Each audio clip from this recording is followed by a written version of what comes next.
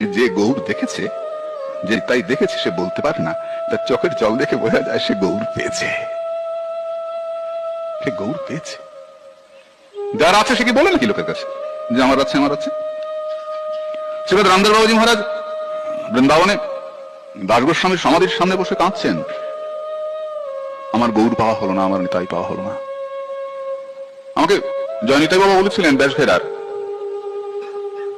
যে দাস গোস্বামীর সমাধির চারপাশ খুঁড়লে কি পাওয়া যাবে জানো? কি পাওয়া যাবে? পাওয়া যাবে রামদাস বাবাজি মহারাজের চোখের জল।